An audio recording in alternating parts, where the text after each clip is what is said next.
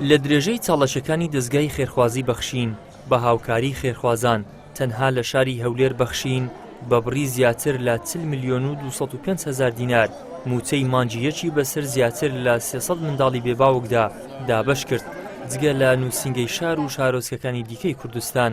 ئەمە لە کاتێکدایە 2 ڕۆژ ماوە بۆ کۆتایی هاتنی مانگی یەک و پێش وەختە موچەکانیان پێدەدرێت. دیارە ئەمڕۆکە لە سیەک ئێمە هەڵساین بە دابشکردنی موچەی بێباوکان لە ئۆفیسی هەولێر کە ئەمڕۆ 300 خێزان کە ئەوەدان بینین لە هۆڵە کۆمان کردوونەتەوە کە موچەی بێباوکان بەسەرێندا دابش دەکەین بە بڕی 40,205,000 دینار. دیارە ئێمە بەڕاستی ئەو 300 خانوادەی تەنها ئۆفیسی هەولێر و دەوروبەری هەولێر دەگرێتەوە کە موچەیان لە مانجیەکەوە بۆ دابین کراوە و لە شارەکانی دیکەش موچە دابش دەکرێت.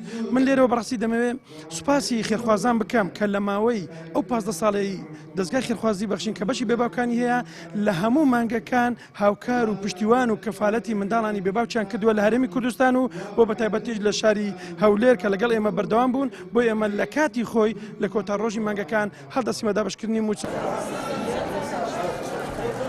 دایکان و سەرپەرشتیارانی منداڵی بێباوک باز لە ژیان و گوزەرانیان دەکەن و دەڵێن ئەگەر خەڵکی خێرخواز و دەستگای بەخشین نەبێت ناتوانین پێداویستی منداڵەکانمان دابین بکەین.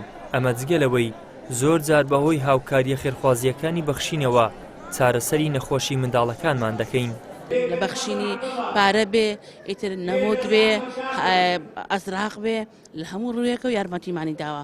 ئەگەر بەخشین نەبێ ئێمە ناتوانین ژیانی مناڵەکانمان دابین بکەین لەوەی چکەم خۆ مناڵی نەخۆشم هەیە لە هەموو ڕوویەکە بۆ ئێمە زۆر باشن کە ئێمە مناڵی بێباوکمان هەیە ئەگەر باوک و براها یارمەتیمان نەدەن ئەمانە بۆتنە باوک و برایە یارمەتی ئێمەدن. ئەگەر بەخشین دوو کەسی کە وەکو بەخشین هەبێ فەقیر نامێنێ.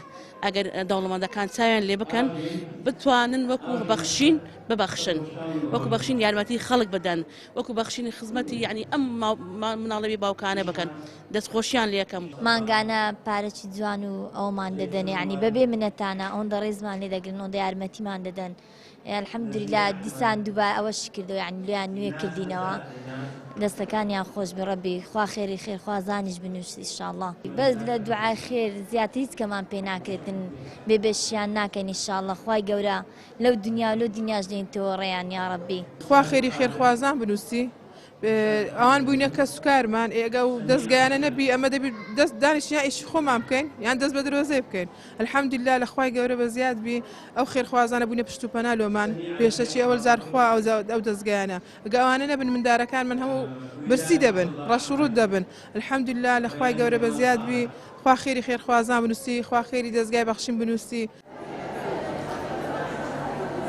دابشکردنی موچە لەلایەن دەستگای خێرخوازی بەخشینەوە لە کاتێکدایە بەهۆی دواکەوتنی پێدانی موچە لەلایەن حکوومەتەوە دۆخی دارایی موچەخۆران و خەڵک بەگشتی لەو پەڕی خراپیدایە و تا ئێستاش هیچ ئاسۆیەکی ڕوون بۆ چارەسەربوونی قەیرانی موچە لە ئارادا نییە. ئیدریس محەممەد کەناڵی ئاسمانی پەیام هەولێر.